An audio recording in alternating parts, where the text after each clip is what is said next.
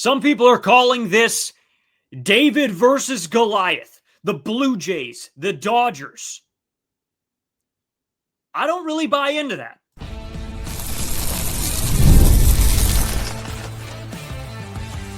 You are Locked On Blue Jays, your daily Toronto Blue Jays podcast. Part of the Locked On Podcast Network, your team every day. Welcome back to Locked On Blue Jays. Thank you for making Locked On Blue Jays your first listen every day. We are free and available wherever you get your podcasts and on YouTube, part of the Locked On Podcast Network, your team every day. Today's episode is brought to you by FanDuel. Right now, new customers can bet just $5, and if your bet wins, you'll get $300 in bonus bets to use across the app. Download the app today. We're here. We've gotten our emotions out of the way, the first reactions, and I'm a little bit ticked off. I can't stand going online and seeing this, oh, how good are the Dodgers? Oh, it's going to take a meteor hitting the stadium for the Dodgers to lose. Oh, you can crown the back-to-back champs already. Every analyst taking the Dodgers, I get it. But I think a lot of people forget that this is baseball. This team has been built on proving people wrong, on the belief in their version of baseball. Carter, you brought this up to me. David versus Goliath. And I think it's the perfect analogy of what everybody thinks this series is. You know, the big bad Dodgers. I guess I understand. I'm going to ask you about it right away.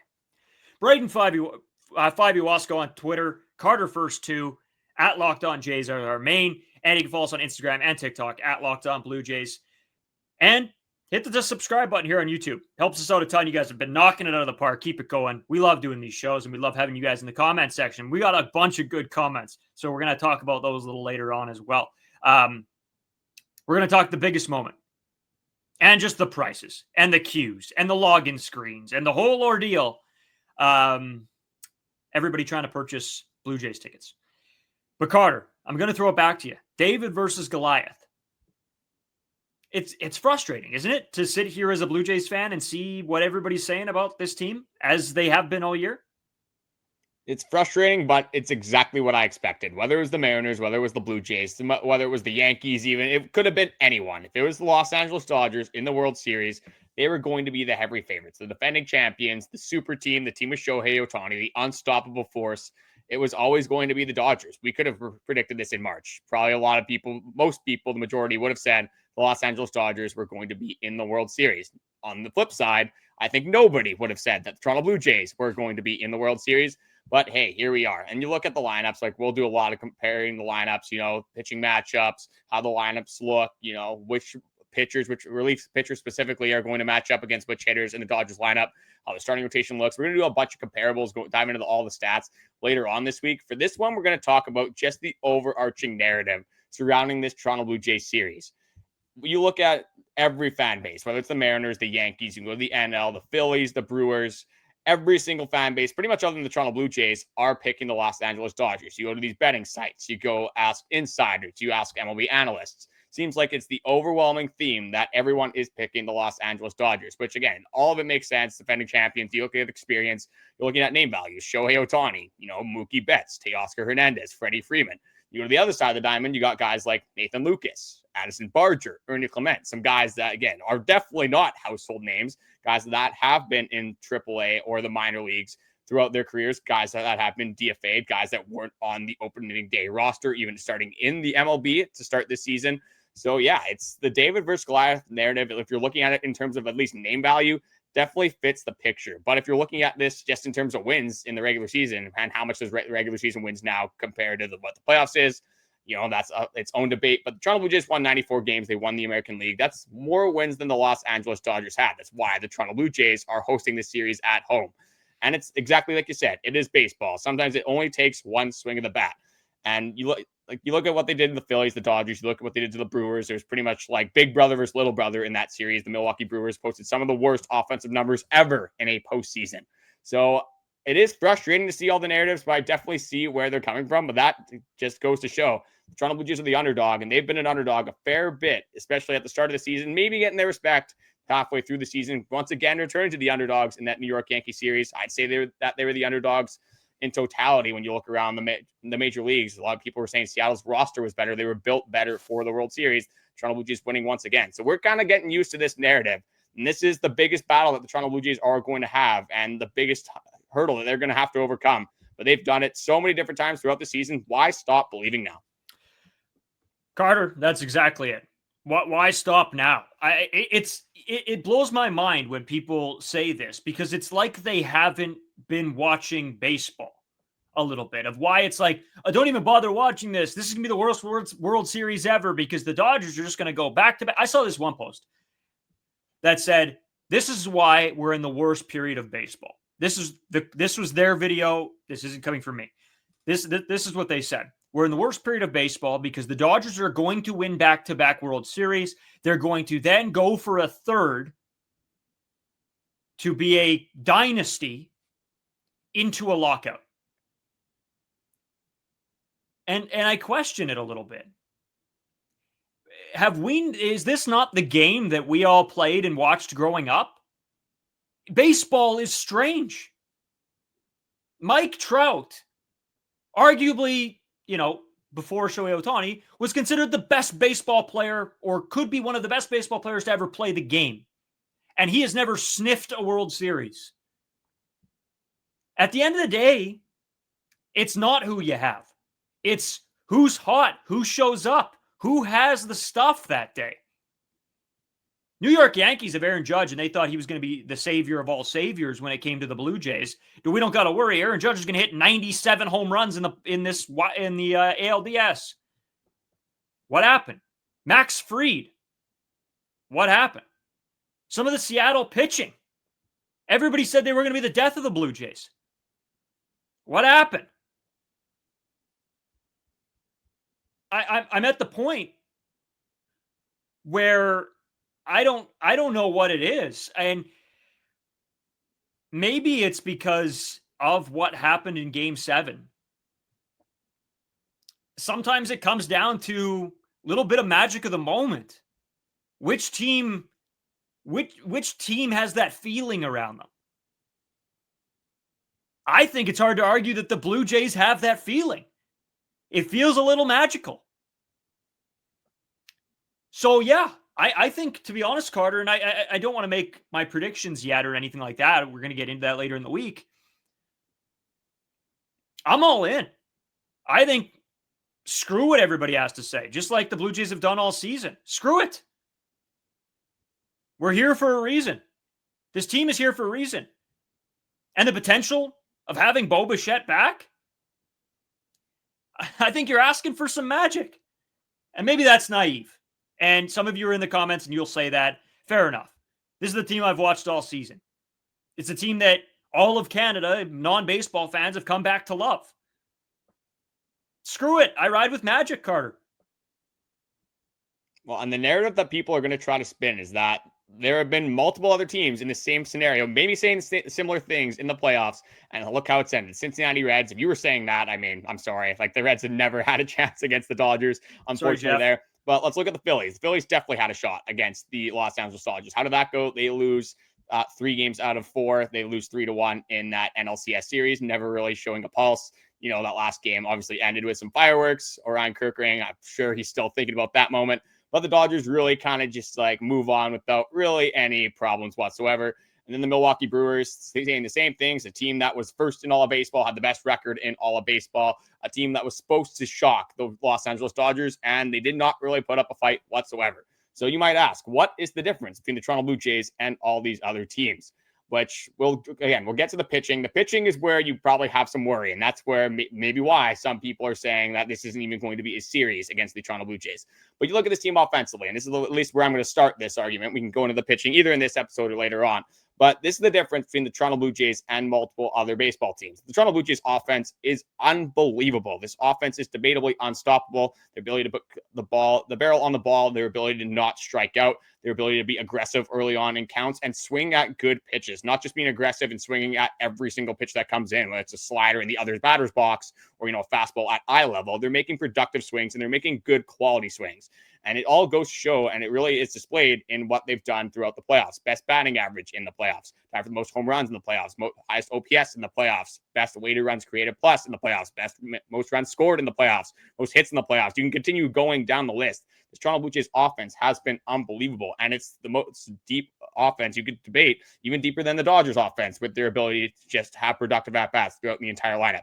It all starts with George Springer, Nathan Lucas, Vladimir Guerrero Jr. If you get Bichette back in any sort of capacity, you got to feel pretty good about that. This guy's had a month and a half pretty much now off of baseball, and he said he's felt pretty comfortable a couple days ago, and he's still got a couple days until Friday, so you got to feel good about that. But Alejandro Kirk, Daulton Varsho, Addison Barger's shown up, Ernie Clement, even IKF, even Andres Jimenez, even these guys that aren't usually good hitters. And I don't know if they're going to have their moment necessarily in the World Series, but this is a very deep lineup. So this offense is for real. This offense is one of the best in all of baseball. They showed that to you in the regular season. They've shown that to you in the postseason, and they've shown that they can be clutch and come up with the big hit when they need to, whether it's George Springer, Vladimir Guerrero Jr., Addison Barger, Ernie Clement, all these guys that I've just listed off.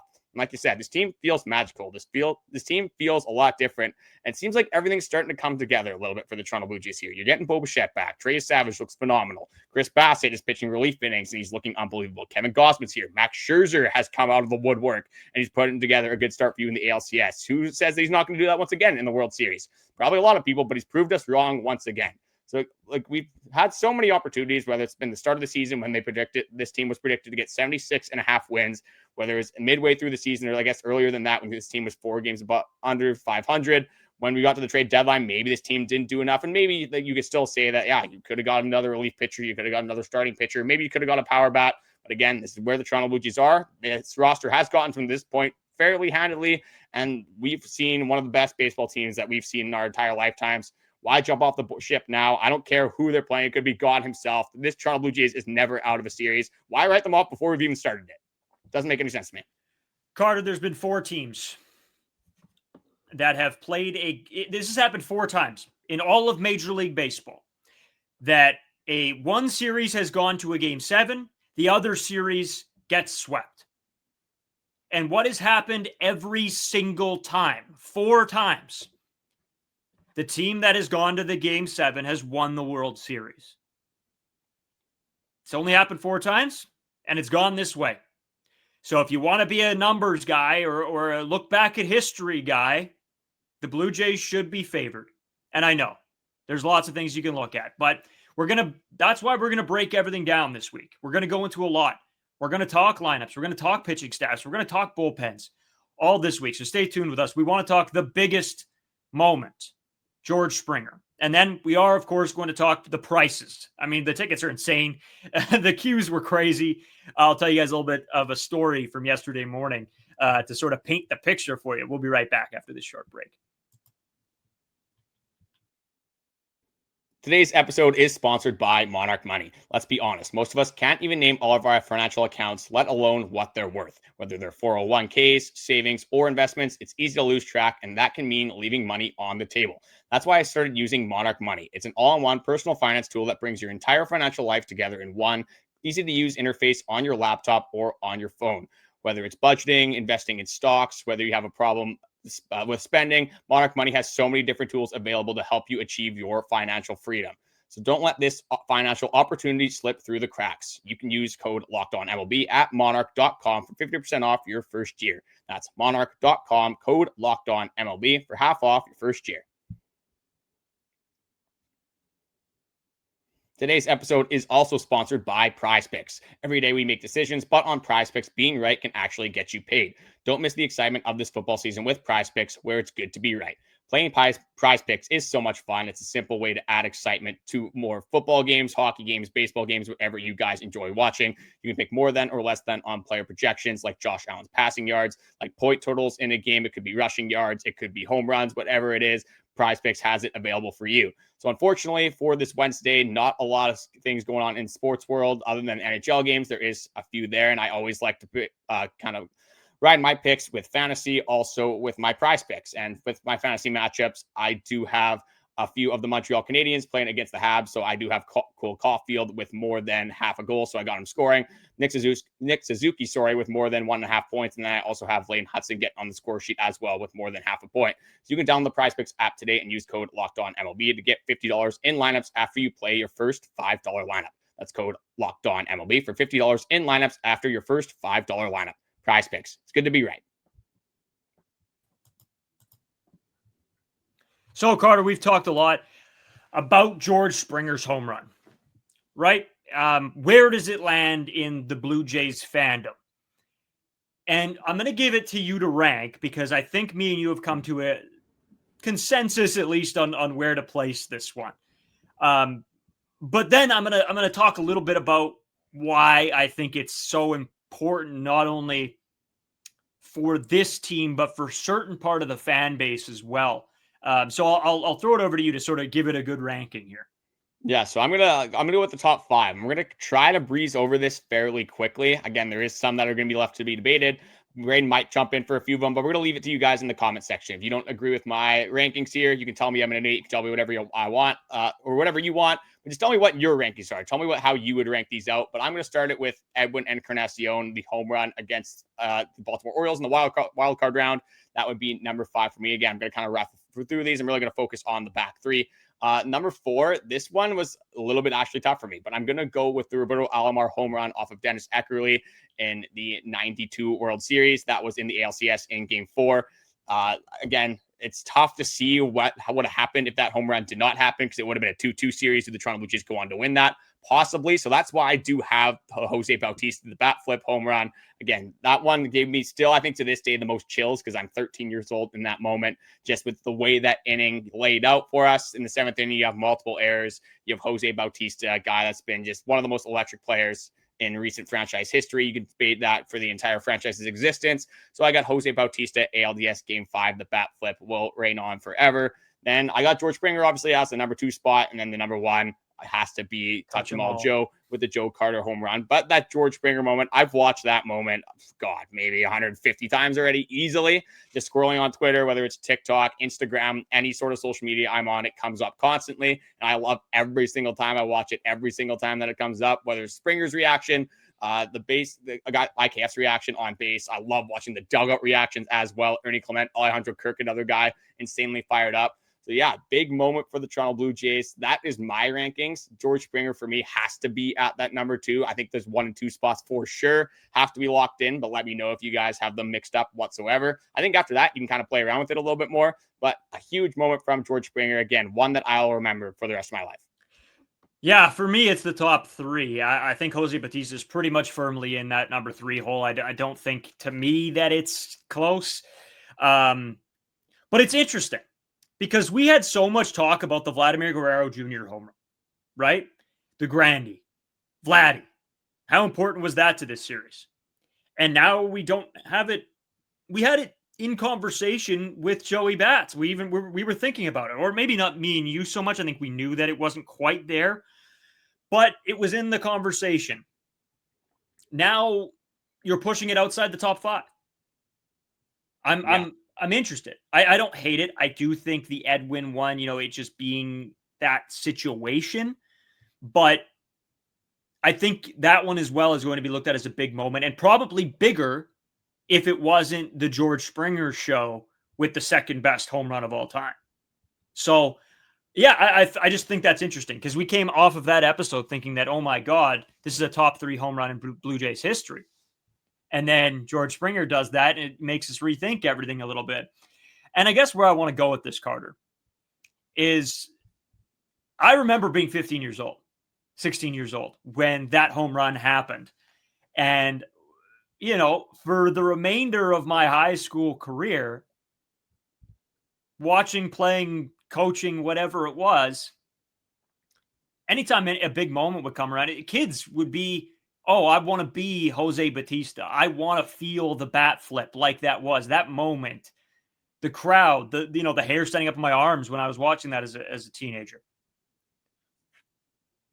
Joe Carter, probably the same thing to a whole different generation, probably the same moment for those kids growing up watching that and thinking nothing will ever top this. This is the most unbelievable thing of all time. And now to think that kids of a younger generation than mine and yours, young Blue Jays fans, saw George Springer's home run and think, wow, I want to be that guy one day. George Springer might be, for some of these kids, an all-time Blue Jay because of that swing. And I don't know if he makes either of ours, Carter, but, at the end of the day, I think to have that option in a generation that hasn't seen a World Series for 32 years, it's crazy to think about that might just be the case, that some kids might grow up thinking their favorite Blue Jay of all time is George Springer, especially after what happened last year. Isn't that just nuts? Just before this year, if you would have said, George Springer could have been in the discussion of just, one of the more monumental Blue Jays of all time. I think that has to be left to be determined, see what happens with the World Series here. But in terms of the Vladdy home run, I think a lot of that comes with recency bias and obviously your personal beliefs and what you've lived through. It's a lot easier for someone right now to say that home run was top 5 for me. It never really has been. For me, maybe in personal favorites for sure, easily top 5 since the Yankees. It's a grand slam. It's an ALDS game 2. Kind of puts them to bed, to be completely honest. At that point, that's when you take control of that series. But in terms of the totality, you got to think that one's in an ALDS, some of the other ones are in ALCS, and that's why for me, I do have the George Springer one over the Jose Bautista one because it is in the ALCS. It's a game 7 that sends you to the World Series, whereas the Jose Bautista one sends you to the ALCS. So just in terms of that, and it just has to be the George Springer one. But nothing to take away from the Jose Bautista one in that moment. Watching that clip, it still gives me right now at least more chills than the George Springer one does. Maybe that changes in the future. I'm not sure how that works. Maybe it's, the youngin' in me, the 13-year-old still holding on to that belief. But we're just hoping for more big moments, whether it is, George Springer, whether it is Vladimir Guerrero Jr., because we think about the Jose Bautista moment all the time. At least I think about it all the time. When I was a kid, it's always nice to have those huge sports moments. The reason why you fall in love with sports, the golden goal, Sidney Crosby, that will always be one that lives in the back of my head. I'm sure a lot of Canadians out there will remember that 2010 one as well. But again, the new generational one is the Connor McDavid scores against the Four Nations, gets the OT winner. So every generation is going to have some of these moments and some of these memories throughout, whether it's Toronto Blue Jays, whether it's other sports teams throughout their sports fandom. But it's pretty cool that we can go right now and just recognize that George Springer moment for us, for, people older than us, people younger than us, for whoever it is, for all age ranges, that moment is going to be one that is cemented in their Toronto Blue Jays fandom. Yeah, and just a cool point here on Jose Bautista. Jose Bautista turning down all post-game on-field interview requests with versions of, this is about the current players, not about me. Focus on them. And just classy. I mean, he could have gone out there and been he would have taken those interviews, been in the spotlight of, oh, how do you feel that George Springer sort of pulled the same move you did, blah, blah, blah. But instead, he turns that away, understanding that this moment is not about Jose Bautista. They had theirs, and it's all about the new generation. So, yeah, classy. This tweet says it was a classy move. I agree. Yeah, I think that's just pure class. And to see all these old Blue Jays come back throwing out first pitches, I think tugs at the heartstrings. Seeing Josh Donaldson walk onto the mound that one game, that was pretty electric for me. Favorite ball player of all time. So there you go. Well, you're even seeing other former players tweet from about the Toronto Blue Jays. Chris Colabello had some nice words. Eric Swanson, the guy that was on the Toronto Blue Jays this year, had some words to say. Russell Martin, Jose Bautista, very classy move, because that's exactly what it would have been. You know how we are the media. What were we talking about? We're talking about comparing the George Springer home run to the Jose Bautista home run. So that's exactly the spin zone that they were going to do. And Jose Bautista knew that, hey, maybe that was going to take a little bit away from George Springer's moment and the team's moment right now. It's the third time ever in the history of the Toronto Blue Jays that they have made the World Series. It would be a little bit crazy to talk about a team that lost in the ALCS, 10 years before in that moment when you're moving on to the World Series. So yeah, credit to Jose Bautista for kind of recognizing the moment. Very classy move, giving all of the Toronto Blue Jays their chance to kind of have their own moment and make memories that are going to last the rest of their lives. Again, so much more that we're going to talk about the rest of this week. We talked about one narrative, the David versus Goliath narrative. There's still the Shohei Ohtani. Is he going to get on the plane? I think so this time. The Roki Sasaki narrative. He's going to be a guy that is going to be coming out in closing situations for the Los Angeles Dodgers. Again, how that trade works out. Maybe Miles Straw, if he hits a home run off Roki Sasaki, that might be the craziest storyline of all time. Nobody would have predicted that at the start of this year. I'll tell you that for free. I'm still not predicting that, but if it happens, oh my goodness. Again, so many more storylines that we can talk about, so much more to discuss comparing the Los Angeles Dodgers to the Toronto Blue Jays, all the matchups and what will happen over these next couple of weeks when these two teams do face off. But a ton more we want to get into. But to start it out, how much would it cost to get you to go to one of these Blue Jays games? We'll get back to you guys with that coming up. Today's episode brought to you by FanDuel. You guys know how much I love FanDuel. I mean, it's my premier place to place my bets, and it's for good reason.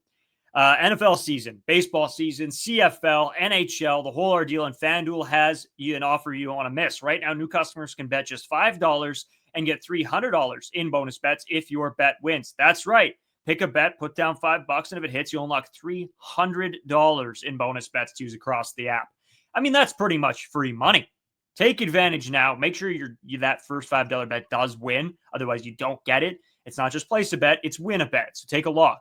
And $300 in bonus bets. I mean, Jesus, I would be loving life right now with that much bonus bet money. So what are you waiting for? Visit FanDuel.com to download the FanDuel app today and get started. Today's episode brought to you by Rougiette. Let's be real, making excuses doesn't solve anything. We've all heard them before. It's just stress, I'm tired, or it happens to everyone sometimes. When it comes to performance, sometimes your body just needs a little extra support, and that's where Rougiette comes in. Rougiette.com offers fast-acting, doctor-prescribed treatments for ED designed to help you stop making excuses and start making moves. Rougiette makes it easy to get started. You just connect with a board-certified doctor, 100% online, no awkward waiting rooms, no in-person appointments. If prescribed, your treatment ships directly straight to your door. The process is simple, fast, and private.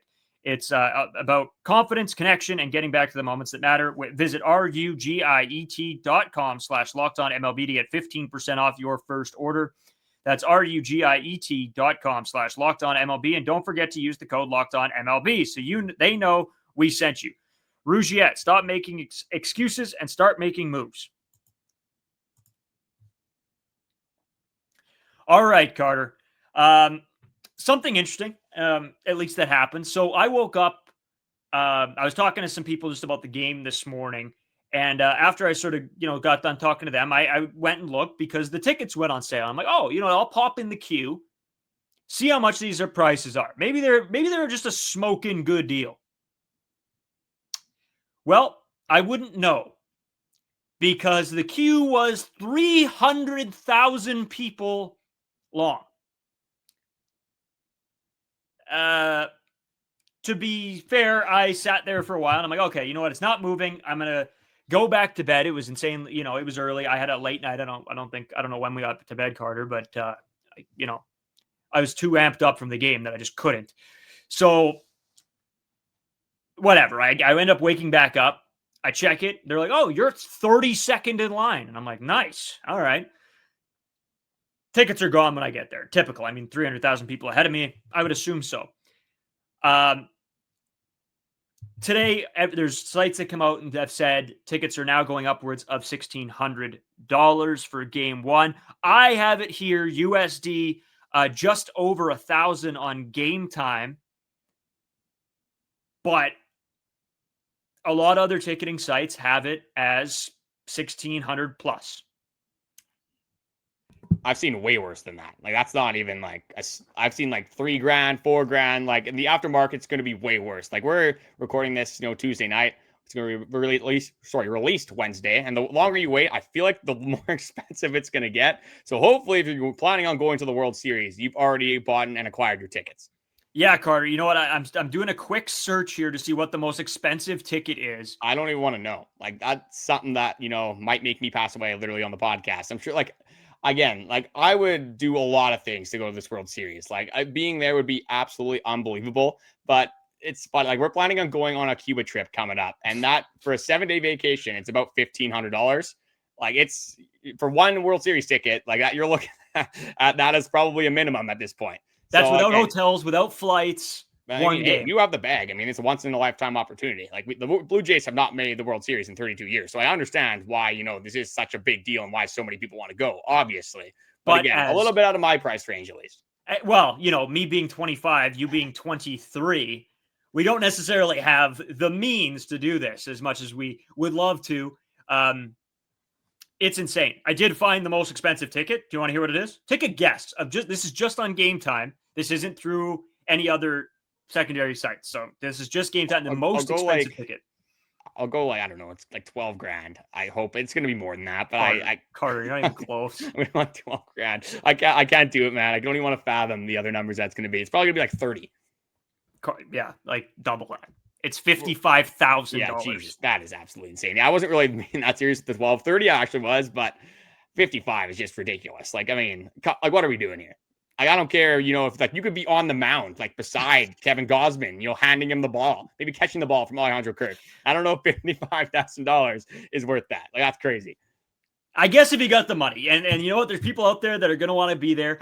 That guy in the Marlins jersey, the orange Marlins jersey, I'm expecting that to be his seat. I don't know how, but he must be a millionaire. He's at all of these events. If it's NBA Finals, World Series, NHL, whatever, whatever, Stanley Cup Final, whatever it is, this guy's there. So I'm just assuming he's going to be the seat that's worth $55,000, and that's just going to be him. Well, it's going to be him, or it's going to be one of those like jack dudes that just seemingly, randomly spawn behind the Rogers Center cameras. Because I mean, there's two of them. I think we're trying to figure it out if there was multiple, but I think we've narrowed it down to two of them, right? Like one of them's the same person was there at different games. So yeah, listen, I will never be that jacked. I don't care if people say that it's genetics, whatever it is. That will never be me. After seeing those guys behind there, I'm debating it. Might have to find some roids somewhere. He's just on the Orelvis treatment. They're on the Orelvis treatment. They're on the Chris Colabello treatment. I don't want to say that. Maybe these are good guys. I don't know. But those guys are massive, and it's crazy. So maybe that's what I should do. I should start roiding now. So by next slow pitch season, I can just hit nuke after nuke after nuke. What do you think? You think we should just start? You to make contact with the ball. That's the issue. So Damn. Yeah. Yeah, we've seen some big guys, at least the slow pitch that we've been playing in our small town. We've seen a few big guys that, again, will probably bench, 405. And man, can they make contact with the baseball? Absolutely not. Some of the funniest things that you will ever see. But yeah, with the Toronto Blue Jays keeping, at least ending on the face of the Toronto Blue Jays here, it feels like an eternity. Friday night. It feels like a very long time away. I hope it flies by. I don't know if it will. I'm very excited, terrified, nervous. All of the above. We hope Bichette is, like he said, he's ready to go. In what capacity? We'll still continue to talk about that throughout this week. We'll see what the storylines, what storylines do develop as the week progresses. And there'll be a lot of, comparing Vladdy to Shohei, Freddie Freeman coming back to Canada. There's so many different storylines that we could go into and we'll continue to go into as the week does progress. Brayden, is there anything else to add for this Wednesday episode, just 2 days before we get our first game of the World Series the Blue Jays fans have witnessed in 32 years? No, you know what? It's been a long season, Carter. And this week, to me, I went into it thinking the Blue Jays are going to the World Series. And that's sort of the energy I brought to this podcast that I wanted to. I just want to enjoy myself and really, really try to just take it all in. And so, yes, this might not be, maybe maybe it's not the most hard-hitting whatever, but this game's supposed to be fun. People have been saying online, act like you've been here before. Well, I haven't. This team hasn't. So I'm going to enjoy every second of it, and we hope you guys do as well. Hit the subscribe button if you haven't already. Leave us your thoughts and opinions down below on everything we talked about today, where you rank those home runs. We want to know it because, we weren't alive for some of them. So I'm sure you guys got different rankings than we do. As always, thank you guys so much, and we'll be back with you tomorrow.